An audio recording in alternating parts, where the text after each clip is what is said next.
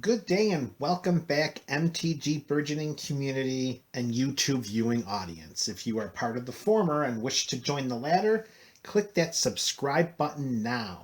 In today's video, we are on Kitchen Table Deck Tech number 19, and we are going to look at Naya Beasts.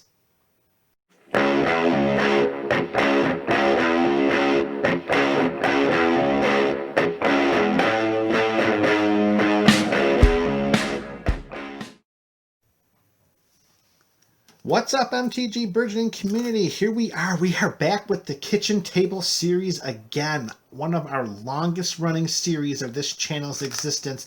We're up to deck number 19. And if you've been with us since the beginning, wow, what a journey it's been. And if you haven't, you can click on any of the links below to check out any of the previous 18 Kitchen Table deck techs. And in today's video, we got a doozy for you. We are going to talk about a Naya Beast deck. And it's not going to be your average Beast deck, that is for sure. So as is customary, let's begin with our mana base. We are going to go pretty heavy on the green here. So we're going with a dozen forests, a dozen basic forests to start off this Naya deck tech. There's 12 forests. So if we're talking about Naya, we need to include some red and some white, right? Well, here we go. We got a play set of Rootbound Crag.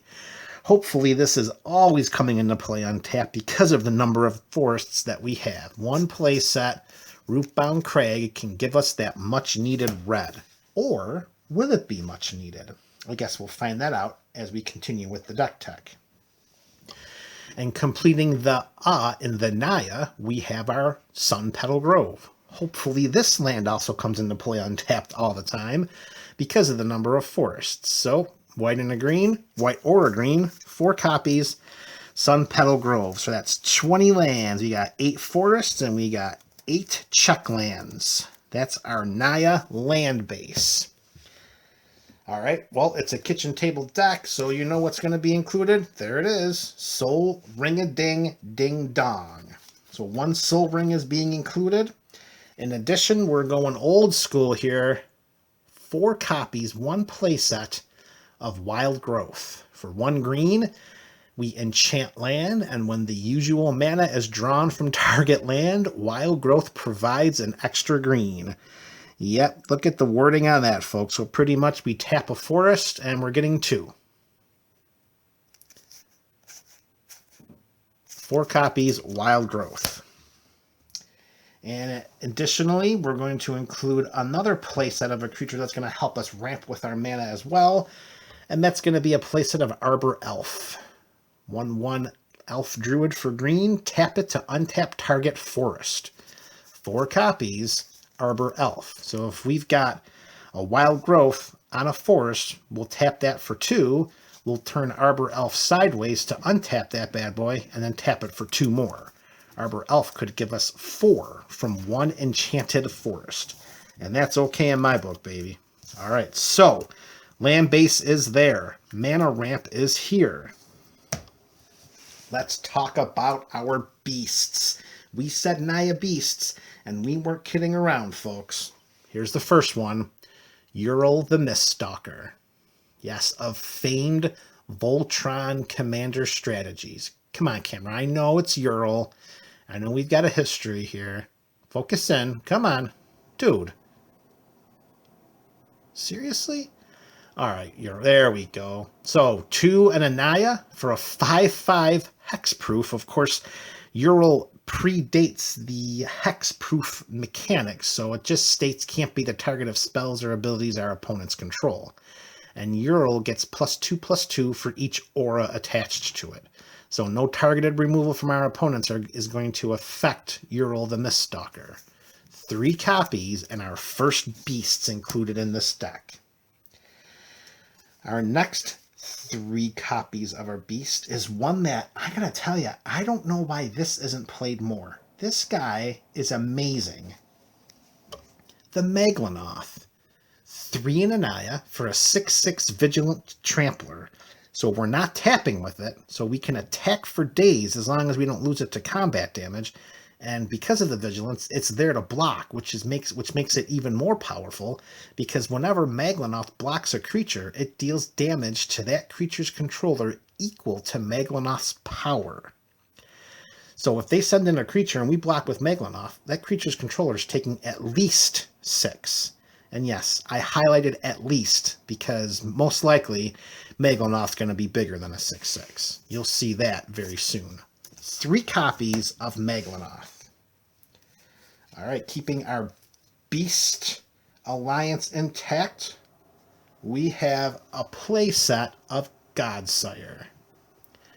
For a red, 2 green, and a white, we get an 8/8 Vigilant Beast that we can tap to put an 8/8 Beast creature token into play that's red, green, and white. Beat down Central. Attack with it, then end of opponent's turn, turn it sideways, and put another beast into play. The fact that it's red, green, and white will come into play later in the deck tech.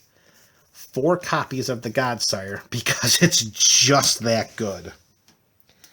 All right, now the next creature we're including, flavor-wise, technically is not a beast. It's not a beast in its creature type.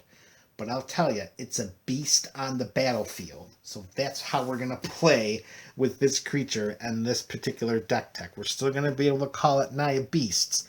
But even though it's not a beast in its subtype, it's a beast in play. And that's going to be Zacama, Primal Calamity. For 6 and a Naya, it's a 9/9 Elder Dinosaur. Let's face it, it's a beast. It has Vigilance, it has Reach, and it has Trample. When Zacama enters the battlefield, if you cast it, untap all lands you control. It's not going to be impossible for us to cast Zacama. It may be a rarity because of some of the other spells we've included in this deck, but it's nice to know that we could cast it and then untap up to 9 land, and untap all lands we control. Because if we do 2 in a red, this deals 3 damage to target creature. 2 in a green, we destroy target artifact or enchantment. 2 in a white, we gain 3 life. 3 copies of Zacama, Primal Calamity. All right, so those are our creatures. You've seen them all, folks. We got all of our creatures are here in this deck tech so far. There we go. So let's talk about how we're going to get these creatures into play. I mean, we got 5 CMC, 6 CMC, 8 CMC, 9 CMC. I know we included a lot of ramp and only 20 lands, so there's got to be some other ways we're getting these creatures into play. Oh, there is. There definitely is. Let's start with a card going all the way back to Mirage. So we're going back to the 20th century for this card, folks. And that's going to be Lure of Prey. 2 and 2 green. Play only if an opponent successfully cast a summon spell this turn. For the modern day, this card says whenever we can only cast this spell if an opponent successfully casts a creature spell. Okay, so, I mean, it's not out of the realm of unreasonability to think that an opponent's going to cast a creature spell.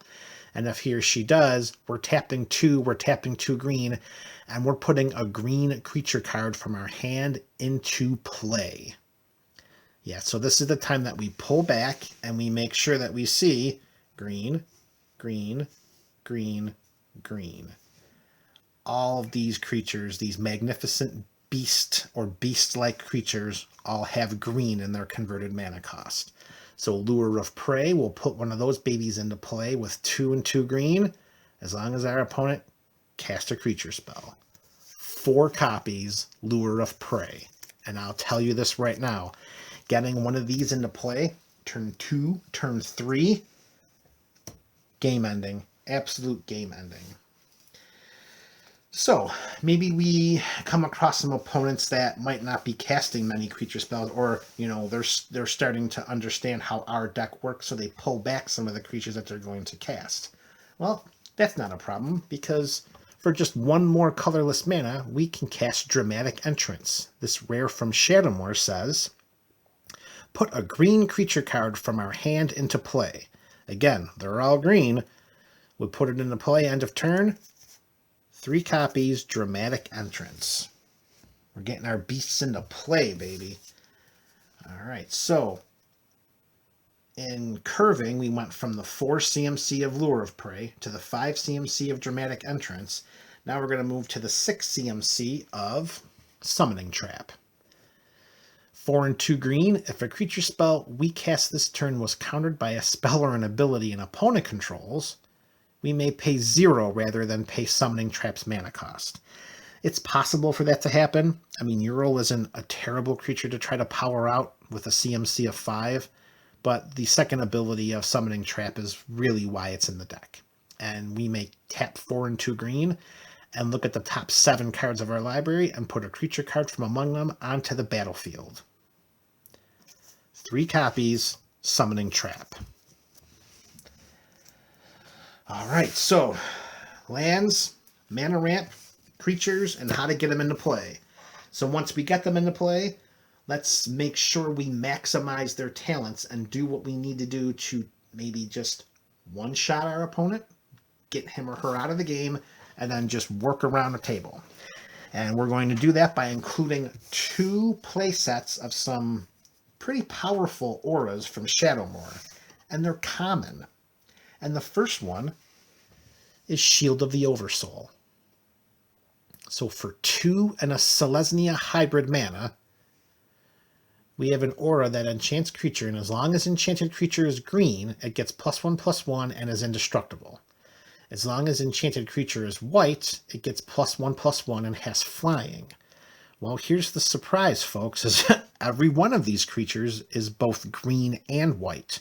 So whenever we put a Shield of the Oversoul on any of these creatures, it immediately gets +2/+2, indestructible, and flying. 4 copies, Shield of the Oversoul. And to round out the deck, this is the card that we want to put onto our creature. We want to make sure we can try to end of turn, instant one of these biggins on the end of our opponent's turn, untap, and hopefully our opponent is looking a little vulnerable, and we can enchant with Runes of the Deuce. 4 and a Gruul. Enchanted creature is red, it gets +1/+1 in Double Strike. If enchanted creature is green, it gets +1/+1 in Trample. And again, similar to Shield of the Oversoul, all of our creatures are green and all of our creatures are red. So this aura reads, enchanted creature gets +2/+2, Double Strike, and Trample. So if we end of turn a Godsire and then put on a Runes of the Deuce, we're attacking for 10 Double Strike, Trample, Vigilance. Most likely that's game, folks. 4 copies of Runes of the Deuce. And that is Deck Tech Kitchen Table Series number 19, Naya Beasts. Let's shuffle this bad boy up and give it a play test or two.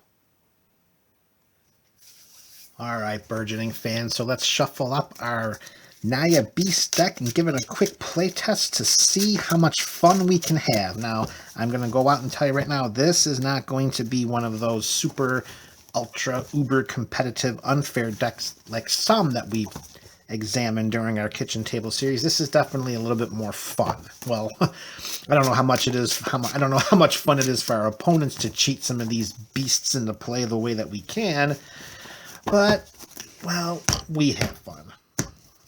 All right, so let's give this a quick play test. Let's see how we're gonna do.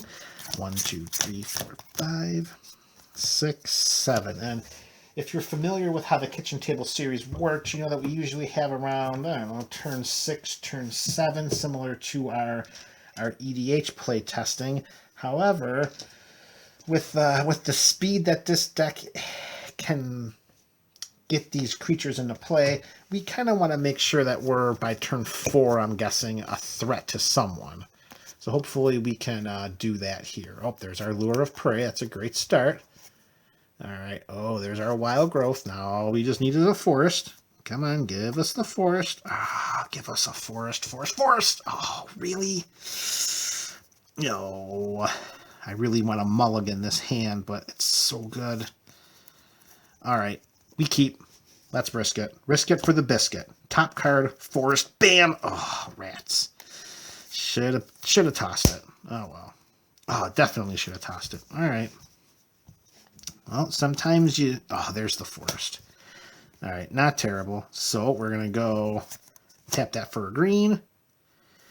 Or a wild growth. Right there. Tap it, Arbor Elf. That's still pretty darn good. Would have been better if the forest were in our opening hand, but look what we got. We moved to turn 3, and we have 5 mana available to us. So that's still pretty darn good. So if we draw another mana, we put it into play, we can just Summoning Trap. So let's see. Give us a land, give us a land. All right, no land. No land. That's all right. So we pass a turn. And we're going to say, our opponent will be like, well, I'm not sure what deck this is. I'm going to cast a creature. Okay, you do that. We're going to tap this for 2. We'll tap this, untap our forest, tap it again. We'll cast our Lure of Prey. And Godsire coming out. End of turn, Godsire. Not too shabby. Look at that. By the end, before our 4th turn, we got an 8/8 Vigilance. Creating creature token... boy into play, staying on our battlefield. We move to turn 4. We draw another Lure of Prey. Unfortunately, we're bereft of creatures. So we do this. We tap that for 2. We tap that for 3. We cast our Shield of the Oversoul. We got a 10/10 Vigilance, flying, indestructible creature. We attack our opponents for 10, and we attack one of our opponents for 10 in the air. We pass the turn. End step, we tap this, put another 8/8 beast into play. That's red, green, and white. And with that beast creature token, we'll just grab one of these for the time being. That's a little bit of the shaboom boom there. And then we untap. We move to turn 5. We draw a forest, which is not helpful, but we can tap 2, 3. We'll put a Shield of the Oversoul on that beast creature token. And now we're swinging in for some pretty good damage. And we're still able to tap with our indestructible Godsire to make some more beasts. Not the best start, but turn 4, turn 3, 4, 5, we were still a pretty darn good threat. All right, that's not the best that this deck can do. Let's shuffle it up and try it again. And in reflecting back to that previous playtest, we were able to accomplish all of that with a check land in our opening hand. 1 land in our opening hand, a check land. So had that been a forest, or if we would have drawn another land, or if we had a land in our opening hand in addition to the check land, that would have been a lot more explosive. So with all things considered, that seemed like it was a pretty good playtest. Now, I would not recommend always putting yourselves into a position where you're keeping a hand like that. But, you know, it's just play testing. This is what we do. We play test to learn. 1, 2, 3, 4, 5, 6, and number 7. Come on, here we go. Shield, Lure of Prey. There's a Rootbound Crag. Uh-oh, that's not looking good. Give us at least... There's our forest. Come on, give us some ramp and a creature. Oh, no. Oh, you know what? I'm not a fan of this hand. I'd rather have kept the hand. You know what? We're going to mulligan that hand. Starting with... We had no ramp. We had no biggins. The cheapest spell was 4. Yeah. That was not optimal. So we'll definitely shrink our hands down to 6 for that. That's not a problem. Come on, play test. Okay. 1, 2, 3, 4, 5, 6. There's number 7. Dramatic Entrance. Okay, Arbor Elf is all right. Runes of the Deuce. There's our forest. Come on, baby. There we go. Now we're cooking. That's what we like to see. That combo right there. A Summoning Trap. Give us a biggin. Give us a biggin. Oh, Shield of the Oversoul. We had to put 1 back, huh? Oh, what to do, what to do. Which one do we put back? I'm going to go with... Let's put the runes back. Runes of the Deuce. We'll shuffle that back in. We'll start with 6. We're bigginless. But We got a draw or two before we were able to cast anything anyway. So, or before we were able to cast a Lure of Prey or a Dramatic Entrance or a Summoning Trap. So let's see if we can get lucky on a draw.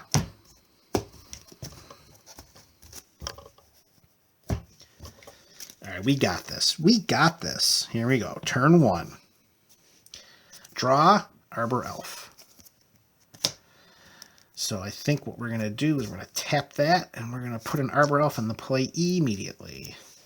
Untap. Turn 2. We draw. Oh, the rune's not what we wanted to see. We'll tap that for a green, and we will play a Wild Growth, which we will tap to untap. And then we'll tap that for 2, and we'll play another Arbor Elf, burning a mana. Alright, turn 3 is upon us. And we draw the Maglanoth. That's what we were looking to draw, baby. A Maglanoth will work for us. Okay. So we can't, you can tap for 6, so we could technically Dramatic Entrance, or we could Summoning Trap at our opponent's end step. Either way, we're looking like we're having a good time. So let's pass the turn. We allow our opponents to take their turn. We get to the end step of our last opponent. Tap for 2. Shaboom boom untap. Tap for 4. Shaboom boom untap. Tap for 6. We'll cast our Summoning Trap. Let's look at those top 7 cards. 1, 2, 3, 4, 5, 6, 7. And we reveal Wild Growth. Ooh, Ural is nice. Ural. Or a Godsire. Oh, baby. Ooh, and we have a shield in our hand, too. Ooh, I'm going to go with the Godsire. We'll put that Godsire into play. We'll randomly shuffle up these cards, throw them in the bottom of our library. And this is turn 3, folks. This is our opponent's turn 3. We untap. We move to turn 4. We draw a land. That goes into play. That's beautiful right there. We're going to tap that for 2. We'll tap that for the 3. Sealed of Oversoul on the Godsire. And just like playtest 1, we got a biggin. And that's going to work pretty well, folks. And we still can untap. Not going to get us enough to cast anything for the next round of turns, but hey. All right, folks, one more time. And if we flash back to that playtesting, even that playtesting, we were playing a little bit from behind because we mulliganed down to 6. And we were still, by turn 4, we were threatening with a big old beast. So that shows the resilience of this deck so far. Playtest 1, we had a check land in our hand. Playtest 2, we mulliganed down to 6. And now for the third and final playtest, we're going to show exactly how powerful this could be with the Dream Draw. 3, 4, 5, 6, 7. This is it. This is the Dream Draw. Here we go. Sakama, okay. Shield of the Oversoul. Summoning Trap. All right, this is turning from Dream to Nightmare. Oh, Lure of Prey. Come on. Oh, really? This is definitely going to... Yep, this is absolutely getting tossed back. There's not even going to be any question or discussion. Wow, that was nightmarish. Holy mackerel. Jeez. Holy mackerel. Seriously? Wow, that was a rough one. Boy, oh boy. At least we didn't have to debate it. Whoa, that was pretty easy to say. Dude, there is absolutely no way that's a hand we're keeping. We will gladly shrink down to 6 for that. 1, 2, 3, 4, 5, 6, 7. Come on. Bring it back. Ural. Godsire. Another Ural. Another Godsire. What the heck? Oh, Dramatic Entrance. Summoning Trap. Oh, really? Are you kidding me? 2 straw. We got a mulligan down to stinking 5 now? Wow. What the heck is happening? All right, so maybe the Dream Draw is just going to have to consist of a 5-card hand. Holy mackerel. Seriously? What the... All right. This has got to be some kind of a game here played by the gods of magic. 1, 2, 3, 4, 5, 6, 7. Come on, give us what we're looking for, baby. Here we go. Runes, Entrance, a Forest, Zakama, Godsire, Summoning Trap, and oh my goodness gracious. Well, you know what? We're not going to mulligan down to 4. We're just going to say that we lost that game. Well, 2 out of 3 ain't bad, MTG Burgeoning Community. 2 out of 3 ain't too bad. This is the Friday Kitchen Table Deck Tech Series. We are at number 9. And we will see you next week when we move on to Deck Tech number 20 of this long-running Kitchen Table Series. This is MTG Burgeoning, folks. Go forth and enjoy your day.